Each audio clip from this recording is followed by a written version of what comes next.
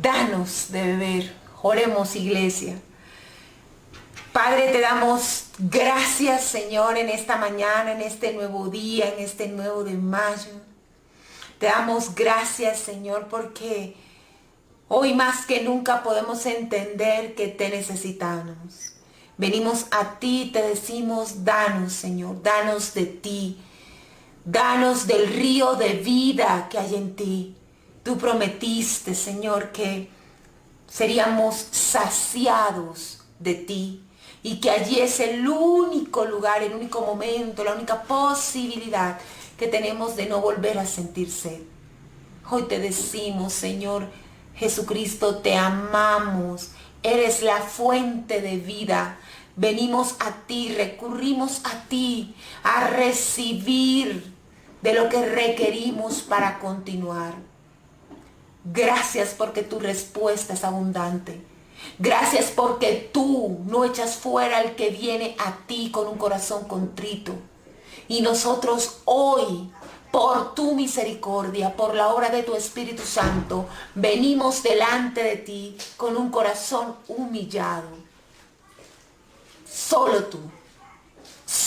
tú puedes libertarnos, solo tú puedes levantarnos, solo tú eres la esperanza para nuestra vida, la vida de nuestra familia, la vida de esta nación. Gracias por tu respuesta abundante en amor, en misericordia y en justicia. Amén. Amén, iglesia, casa de refugio. Bienvenidos al estudio de la palabra. Hemos sido bendecidos de parte del Señor todo este tiempo, todo este año, con una dirección muy clara y muy específica. Y el día de hoy no es la excepción. Hoy es un día especial. Hoy, por tradición, segundo domingo de mayo, tenemos Día de la Madre. Y realmente es maravilloso para nosotros gozar de ese ser que el Señor hizo para acompañarnos, para darnos de su amor, para hacernos ver cuán grande es el amor del Padre. Las bendecimos en el nombre del Señor Jesucristo, a todas y cada una nos bendecimos en el nombre de Jesús. Y bueno, la celebración como tal la vamos a tener en la iglesia en 2 semanas. Vamos a ser obedientes a la instrucción para que podamos celebrarlo como se merece cada uno de ustedes. Sin embargo, no íbamos a dejar pasar la fecha porque sabemos que muchas están expectantes diciendo no, es el segundo domingo. Benditas sean en el nombre de Jesús. Y continuando, amados, en todo lo que el Señor está haciendo, qué bueno es que usted pueda tener ese mismo convencimiento que Dios ha puesto en mi corazón respecto a que Él en esta época está reedificando, está resignificando muchos conceptos de nuestra vida cristiana.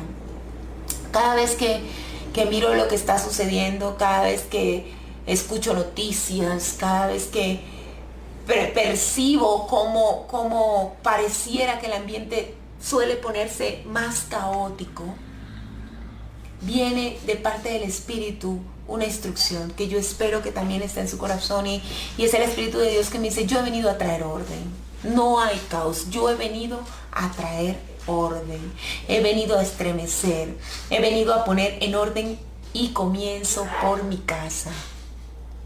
Recuerda, si tú eres creyente, eres casa de Dios, eres templo de Dios. Y el Señor en este tiempo está poniendo en orden su casa. La vida individual, íntima del creyente, la vida congregacional, su iglesia, la vida de tu familia, la vida de esta nación. Dios está tomando lo que somos para ponerlo en orden. Y ponerlo en orden implica que cada cosa tome su lugar. Que cada uno de los conceptos, de cada uno de lo que nosotros hemos entendido, de las enseñanzas, de nuestros pilares de vida, de nuestras columnas de vida, estén correctamente cimentadas donde tienen que estar. El fundamento de nuestra vida es Cristo. Y la palabra de Dios es nuestra autoridad, la autoridad suprema. El Señor ha sido enfático, ya vamos para mitad de año y este es el año del propósito. ¿Y cómo puede cumplirse el propósito de Dios en nuestras vidas si no está en orden? Todo lo que tiene que ser puesto en orden.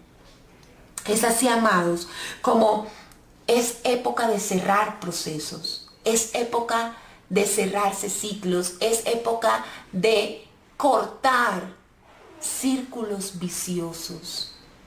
Es el momento de ser liberados para llegar a ese otro nivel. ¿Cuál nivel? Lorena, ¿de qué estás hablando?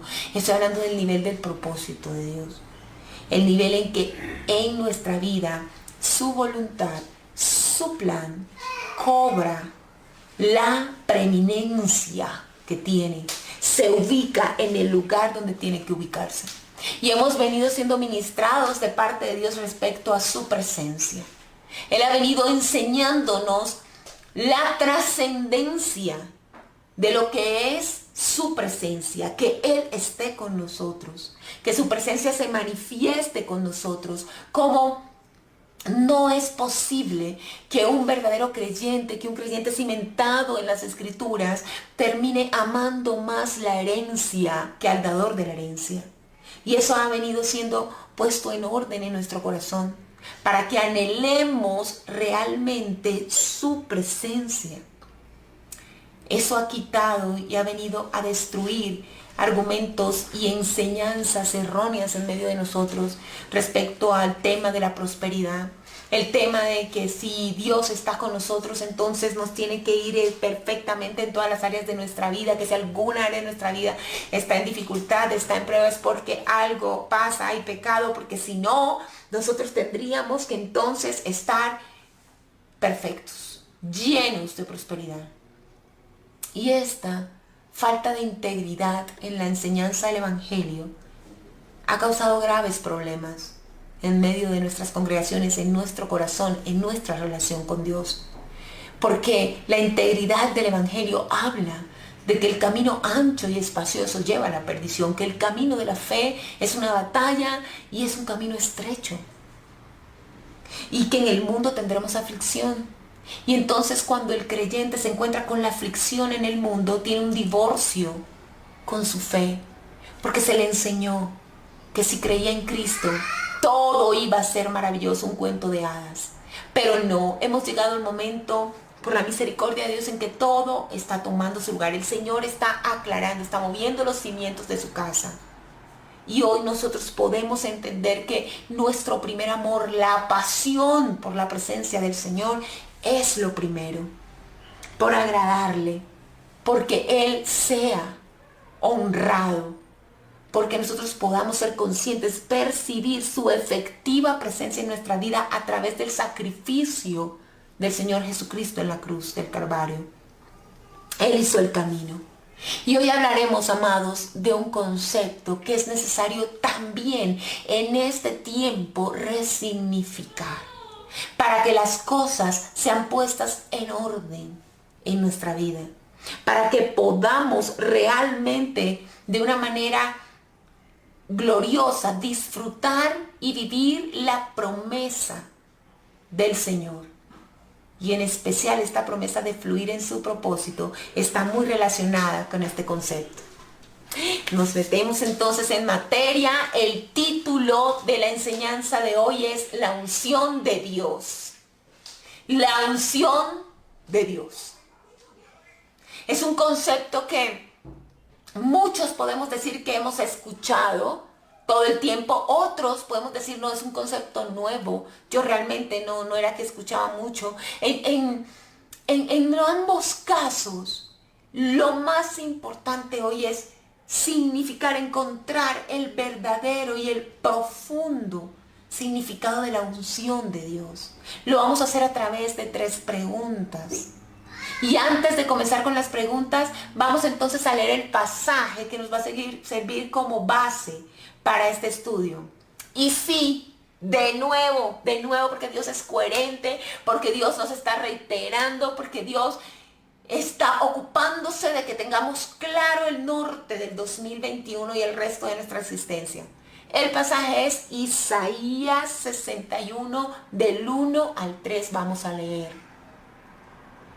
Nuestra promesa rema, la palabra que Dios dio como dirección a Casa de Refugio, y sabemos que opera para nuestra vida íntima, para la vida familiar, para la vida eclesial, para la vida nacional.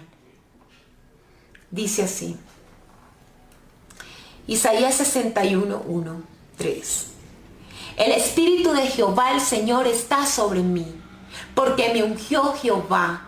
Me ha enviado a predicar buenas nuevas a los abatidos, a vendar a los quebrantados de corazón, a publicar libertad a los cautivos y a los presos apertura de la cárcel, a proclamar el año de la buena voluntad de Jehová y el día de venganza del Dios nuestro, a consolar a todos los enlutados, a ordenar que a los afligidos de Sión se les dé gloria en lugar de ceniza, óleo de gozo en lugar de luto, manto de alegría en lugar del espíritu angustiado, y serán llamados árboles de justicia, plantío de Jehová para gloria suya. Amén. Vamos a enfatizar mucho más en el versículo 1 de este pasaje, porque es la unción de Dios lo que hoy se nos hace tan necesario comprender. Hemos hablado de su presencia manifiesta, de la prioridad de la adoración de un pueblo, de unos hijos, de un creyente que verdaderamente adore, que verdaderamente se postre delante de su Dios. Y ahora es preciso entender que hay un algo, hay un obrar, hay un proceder de parte del Espíritu de Dios, y es la unción. El Espíritu de Dios unge a su pueblo, lo unge, y el pueblo necesita discernir en qué consiste la unción. La primera pregunta básica: ¿qué es la unción de Dios? Recuerde, Dios está poniendo las cosas en su lugar. Muchos nos sentimos que hemos podido atravesar estas enseñanzas por mucho tiempo, pero sé que Dios está haciendo algo nuevo hoy.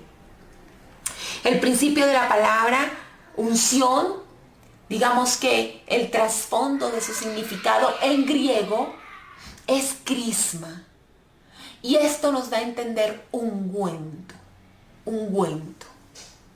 Nos está ilustrando lo que es esa palabra unción, nos está ilustrando ese ungüento que en el Antiguo Testamento era derramado sobre los profetas, sobre los reyes, sobre los sacerdotes. Es decir, sobre aquellos que tenían una misión dentro del plan de Dios para su pueblo. Ellos que de manera especial venían a ser portavoces, venían a ejercer un liderazgo de parte de Dios para dar dirección al pueblo. Ellos entonces eran ungidos. ¿Qué era ungirse? Eran bañados, y eran bañados en aceite. El aceite, a la luz de las Escrituras, simboliza el Espíritu Santo. El Espíritu Santo. Entonces, posar el aceite sobre estos siervos de Dios, que estaba mostrando. Estaba mostrando que estaban investidos, que sobre ellos estaba la autoridad, el poder del Espíritu de Dios. La compañía, claro, era una señal de la compañía, del respaldo de Dios, pero el aceite en sí, la unción en sí, está hablando de una capacitación. Está hablando de un empoderamiento. Está hablando de un equipamiento. Es decir, al ser ungidos, estaban recibiendo de parte del Espíritu de Dios lo que necesitan para llevar a cabo su misión, sea sacerdocio, sea profeta, sea ser rey, gobernar. Entonces mire que en el Antiguo Testamento esto fue un privilegio de unos pocos seleccionados, también por el Espíritu Santo, pero en el Nuevo Testamento, por la misericordia de Dios, gracias a la obra gloriosa de la cruz, ahora esa bendición de la unción, de ese empoderamiento, de ese entrenamiento, de esa capacitación, de ese equipamiento, no está solamente sobre unos pocos, sino que por la misericordia de Dios está sobre todos. El derramamiento del Espíritu Santo, ¿recuerdas? A eso nos estamos refiriendo. Tiene mucho de ello. La unción, el poder, pero recibiréis poder. La unción de Dios está relacionada con el poder de Dios para llevar a cabo. Entonces, qué bendición es que tú y yo fuimos escogidos por Dios para vivir en la era del poder del Espíritu Santo, en el que su poder está derramado sobre toda carne. Joel 2, sobre toda carne, sobre ancianos, sobre jóvenes, sobre todo aquel que crea. Esos postreros tiempos del que habla Joel 2 son estos. Bueno, qué importante es que nosotros resignifiquemos, porque hay posiciones viciosas. Una posición es no hablar de la unción, del poder. Y hay iglesias en donde hemos dicho que creemos en Cristo, pero no conocemos el poder del Espíritu Santo, el fluir. Y se enseña que eso fue para la iglesia primitiva y que eso hace 2000 años no ocurre. Y resulta que ahí el fluir está apagado, está frenado. Pero también tenemos otro punto vicioso, y es aquel en el que se habla todo el tiempo de la unción, del poder, pero se manipula este concepto hacia los beneficios terrenales, hacia los beneficios del mundo. Incluso podemos hablar de poder en el espíritu, pero todo el tiempo está guiado de una manera errónea por hombres para el reconocimiento, para alimentar de la codicia. Y qué importante es que nosotros, ahora que Dios está poniendo todo en orden, recobremos el sentido justo, la medida justa de lo que es la unción de Dios y de lo que es fluir en la unción de Dios. Por favor, acompáñame a Lucas 3:21. Lucas 3:21 nos da un ejemplo maravilloso, perfecto de lo que es la unción de Dios. Y aconteció que cuando todo el pueblo se bautizaba, también Jesús fue bautizado. Y orando, el cielo se abrió y descendió el Espíritu Santo sobre él en forma corporal como de paloma. Y vino una voz del cielo que decía: tú eres mi Hijo amado, en ti tengo complacencia. El Espíritu Santo, a la luz de las Escrituras, eligió dejarnos de una manera muy palpable ese instante, ese momento público en el cual nuestro Señor Jesucristo, como hombre, fue investido del poder del Espíritu de Dios. Él, siendo Dios, recuerdan, no estimó el ser igual a Dios como cosa que aferrarse, y él descendió, dijo: heme aquí, yo voy, y se humilló hasta lo sumo y se hizo hombre, se hizo como nosotros, caminó entre nosotros, y él movió en su humanidad bajo el poder del Espíritu de Dios.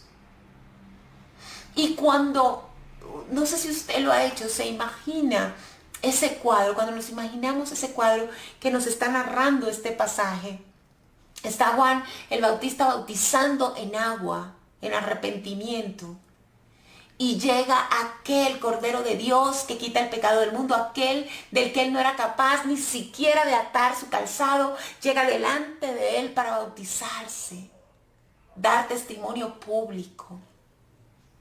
Y ese día comienza a suceder lo extraordinario, lo sobrenatural. El Espíritu de Dios desciende sobre él. No dice que como paloma, no dice que es paloma, dice en forma como de paloma, pero lo cierto es que nos está significando muchas cosas respecto al Espíritu. Pero él ahí es lleno del Espíritu Santo, es empoderado, es ungido. Allí es ungido. Y qué bueno es meditar, porque este es el punto máximo, el clímax de la unción. Es este momento, la llenura del Espíritu Santo en nuestro Señor Jesucristo, quien fluyó a la perfección en los dones del Espíritu, en el fruto del Espíritu. Y esa llenura, ¿cómo se manifestó? La Biblia nos dice, es tremendo, la Biblia nos dice que Él sale de ahí y es guiado por la misericordia de Dios, por el Espíritu de Dios, a librar entonces una fuerte batalla. Lleno del Espíritu, Él fue guiado al desierto. Allá en el desierto a librar una dura batalla con el enemigo, quien habría de tentarle. Y él, lleno del Espíritu Santo, entonces la palabra de Dios vino a ser su arma perfecta en contra de la tentación, en contra del ataque del enemigo. Es majestuoso ver el uso de esta arma espiritual, de toda la armadura de Dios por parte de nuestro Señor Jesucristo, y cómo el enemigo no tiene otra opción sino huir. La palabra dice, se fue y lo dejó por algún tiempo. Él resistió. ¿Pero qué le permitió resistir? La unción. ¿Qué le permitió resistir? La unción. ¿Qué le permitió alcanzar la victoria? La unción. Ese acto sobrenatural en el que el Espíritu Santo derrama de su poder en nosotros. Entonces, qué bueno es resignificar la unción.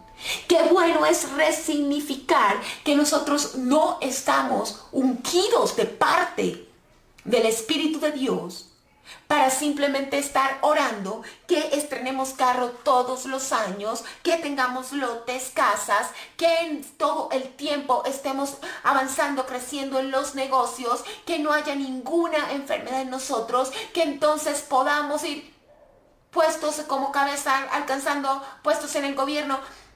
A ver, no estoy diciendo que en el poder de Dios todas estas cosas no puedan suceder. Pero sí estoy diciendo, sostenida en la palabra, argumentando la palabra de Dios, que no es la prioridad de la unción de Dios sobre nosotros que tengamos vidas perfectas. Que tengamos vidas de catálogo envidiables por todos los incrédulos. Estoy argumentando con las Escrituras que la unción perfecta del Espíritu Santo que reposó sobre el Señor Jesús, en lo primero que se manifestó fue ¿en qué? En el poder, en la victoria de vencer. Vencer el pecado, vencer la carne, salir en victoria de toda circunstancia. En eso se manifestó en una primera instancia la unción del Señor. Qué bueno es que hoy que tú y yo nos hemos sentido tremendamente atacados por parte del enemigo, porque como colombianos tenemos que percibir, si somos creyentes, el fuerte ataque espiritual del cual estamos siendo objeto, no solamente como nación, sino como familia, sino como iglesia, sino como individuos, y nosotros podamos saber que lo que necesitamos en esta hora es la unción. Amados, resistamos. La unción del Santo está con nosotros, podemos resistir. Solamente es posible resistir la tentación por medio de la unción, del empoderamiento del Espíritu Santo. Qué bueno es resignificar para que anhelemos de manera correcta ser ungidos con la verdad de la palabra, y no bajo falsos cimientos que hagan de ese anhelo y de ese propósito un castillo de naipes, sino que podamos estar cimentados en la roca que es Cristo y saber que el poder de Dios en su iglesia tiene como objetivo, tiene un porqué, y es que la iglesia necesita del Espíritu Santo para resistir, para poder mantenerse en victoria, para poder subsistir sobre un mundo como este. Es preciso que el poder del Espíritu Santo se manifieste en medio de su casa. Amén. Amén. Vamos a desarrollar la segunda pregunta. ¿Para qué? Porque hemos visto un porqué. Porque lo necesitamos, porque si no estamos llenos del Espíritu de Dios, porque si no estamos empoderados por parte del Espíritu, no podremos resistir, no podremos avanzar, no podremos entonces ser victoriosos, alcanzar esa vida en abundancia. Pero hay un para qué, y es que la palabra rema, el capítulo 61 de Isaías, es tan específico en aclarar mucho de ese para qué, pero quiero que miremos, sigamos con el ejemplo magno del Señor Jesucristo. Vámonos a Hechos 10. Porfa, miremos Hechos 10:37. Vosotros sabéis lo que se divulgó por toda Judea, comenzando desde Galilea, después del bautismo que predicó Juan, cómo Dios ungió con el Espíritu Santo y con poder a Jesús de Nazaret, y cómo éste anduvo haciendo bienes y sanando a todos los oprimidos por el diablo, porque Dios estaba con él. Dígame si no es maravilloso ver este por que hemos visto y este para qué. La unción es porque necesitamos el poder, pero también es un para. Es muy importante que nosotros entendamos que esta es la hora en que estamos siendo llamados de parte de Dios a dar las buenas noticias. ¿Por qué es necesario que la iglesia esté en victoria? ¿Por qué es necesario que la iglesia tenga la capacidad de vencer el espíritu de depresión que está suelto en el mundo, el espíritu de ansiedad, el espíritu de desánimo, el espíritu de desesperanza que está suelto en esta nación? ¿Por qué es necesario que la iglesia pueda vencer ese espíritu de odio, de contienda, de violencia? ¿Por qué? Porque hay un para la iglesia. El para la iglesia es anunciar buenas noticias. Ay, cierto que ahorita una buena noticia súper escasa. Duro, duro. Uno de verdad necesita ponerse la armadura de Dios para aprender el noticiero.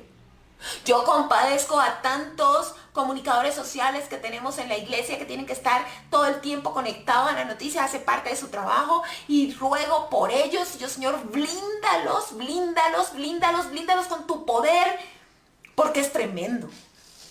Escuchar buenas noticias es lo más escaso que tenemos en este momento. Pero no para la iglesia. Es lo más escaso en el mundo. Pero porque la iglesia no se ha levantado como tiene que levantarse.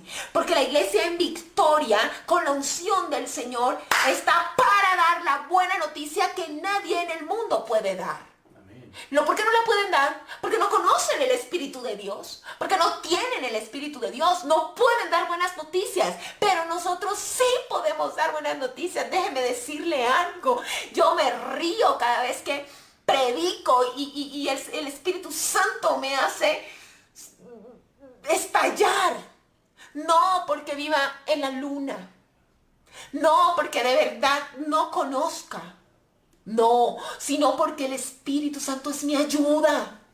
Es mi ayuda para ver la situación desde su perspectiva. Y allí hay esperanza desde la perspectiva del Rey. Hay vida. Hoy Él te está levantando con su unción. En el nombre de Jesús, la unción que ha dado sobre esta casa de poder ver desde lo espiritual, desde las huestes celestiales, y saber que hay un buen fin, un consumado es, y saber que la función de ahora es contar ese consumado es. Esa buena noticia. La iglesia tiene que ir. Óyeme. La iglesia eres tú, la iglesia soy yo. Tenemos que ir a dar la buena noticia a aquellos que no pueden vencer porque no tienen el Espíritu de Dios. Y la buena noticia a ellos que están abatidos, que están derrumbados. Estar abatido es estar en el suelo, estar desanimado, estar bloqueado, no poderse parar. No encontrar en sí la fuerza para ponerse de pie. Eso es estar abatido. El mundo está abatido. El enemigo cree que puede abatir Colombia, pero no puede abatir Colombia, porque en Colombia hay una iglesia que está levantada por la misericordia y el poder del Espíritu de Dios. Pero tenemos un problema, amados. Somos ovejas. Y resulta que Dios escogió ese ejemplo de oveja para que nosotros podamos ser ilustrados respecto a tantos comportamientos nocivos. Bueno, también buenos, pero tantos comportamientos que necesitan ser moldeados. Les voy a contar algo. Los pastores de ovejas animales, no ovejas humanas, ovejitas, le tienen un nombre al abatimiento. Ellos hablan de que una oveja está en estado de abatimiento, está abatida, cuando la oveja ha caído en un foso, ha caído en una zanja, y ella tiene las patitas levantadas hacia arriba y no puede moverse. Y allí puede morir, porque la circulación de su sangre deja de fluir, y allí puede perecer. Pero la razón por la que generalmente una oveja animal no puede levantarse cuando cae es porque está muy llena de lana. Escucha, la lana se le creció mucho, y la ovejita hace su esfuerzo para levantarse, pero no puede. Ok. Hablamos al comienzo que el aceite es símbolo ¿de qué? Del Espíritu Santo de Dios. En la Biblia. Pues la lana en la Biblia es tipo de la mundanalidad.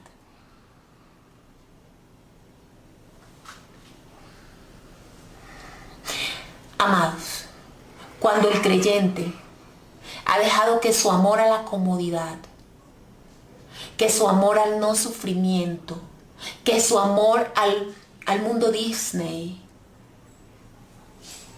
crezca, se llena de lana. Y la iglesia llena de lana, el creyente lleno de lana, es fácilmente abatible por el enemigo. Y hay algunos dentro de la iglesia que sentimos que no nos podemos levantar con tantas malas noticias. ¿Sabes? Mundo, no queremos sufrir. Compramos en algún momento algo de esa teología de la prosperidad, pero Dios viene a despertarnos por su misericordia. Y decimos, no tememos al sufrimiento, como lo decía Pablo. Si tenemos que sufrir, con gozo lo recibimos, sí, para que tu nombre sea conocido, para llevar las buenas nuevas. Estamos viviendo un momento difícil, pero lo que necesitamos es que la lana se vaya. Que nuestra carnalidad desaparezca para que podamos en el Espíritu levantar a los abatidos. ¿Cómo puede un abatido levantar a otro abatido? No puede. El propósito de Dios es que esta iglesia se levante y levante a los que están abatidos con la buena nueva. Hay salvación en Jesucristo. Tenemos un consumado es. Hay victoria sobre la muerte, sobre el pecado, sobre la destrucción. Jesús venció.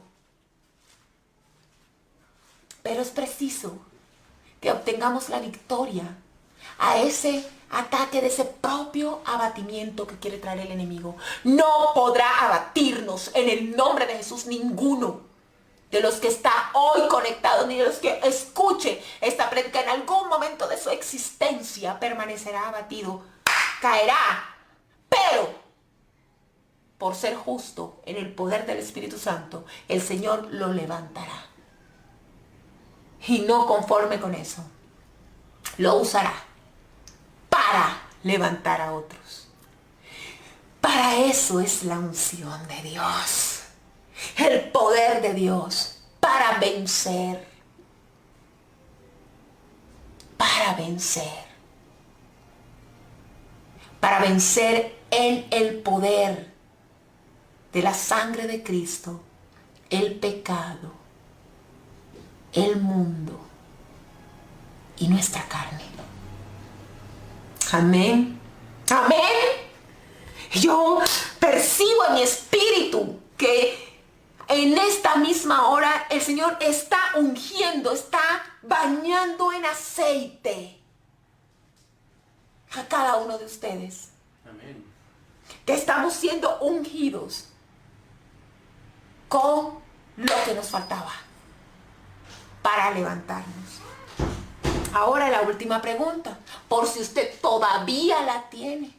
Lore, pero si estoy ungido.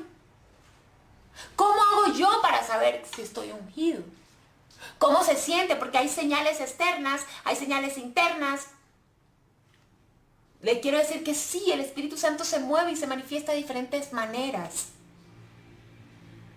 Podemos, claro, que las personas dicen, ay, yo siento un calor tremendo, yo sentí un viento, yo sentí un frío. Sí, todo eso son señales que el Espíritu de Dios da respecto a su unción. En mi caso, el calor, el fuego, siempre ha sido una señal.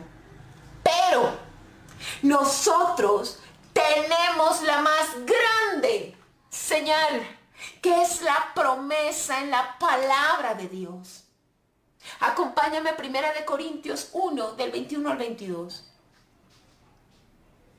El apóstol Pablo dice, y el que nos confirma con vosotros en Cristo, y el que nos ungió es Dios, el cual también nos ha sellado y nos ha dado las arras del Espíritu en nuestros corazones. Primera de Juan 2:20 dice, pero vosotros tenéis la unción del Santo. Está hablando a la iglesia, vosotros tenéis la unción del Santo y conocéis todas las cosas. ¿Saben? Nos hace mucha falta escudriñar la palabra de Dios para poder discernir lo que somos en el Señor. Hace unos días hablábamos, el lugar donde estamos sentados y Dios nos abrió los ojos. Yo estoy sentado con Él en el lugar celestial. Claro, Por eso es la importancia de tu oración, por eso es la importancia del propósito, de la misión, porque tú estás en un lugar celestial, en un lugar de autoridad que Cristo pagó por ti. Pero mira qué tremendo que es que la unción del Rey está con nosotros por cuanto hemos recibido al Señor Jesucristo. El Espíritu de Dios habita en nosotros, su presencia está con nosotros, nos equipa para la obra y resulta que por falta de obediencia, de amor a la palabra, no se manifiesta en nosotros con libertad la unción del Señor. La gente en la calle está desesperada por milagros, ¿sabes? Pero es tremendo que en la iglesia también el desespero sean los milagros. Los prodigios, fascinados, un comezón de oír. Claro que tenemos milagros. Pero nunca olvidemos, aquí siempre enseñamos, son señales. Son señales, ¿para qué? Para salvación. Van señalando la cruz a Cristo para que haya salvación.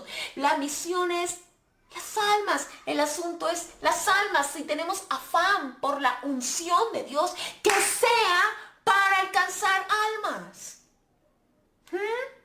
Para dar las buenas noticias. ¿Estamos? Claro que sí. La respuesta es sí. Por la misericordia de Dios. Porque por la misericordia de Dios naciste en los postreros tiempos. Por su misericordia. En el que quien cree en el Señor Jesucristo recibe sellado con el Espíritu de Dios. Quien nos da de su naturaleza. Ahora lo importante, amados, es asumirlo por y para lo correcto. Amén. Amén. Amados, amén.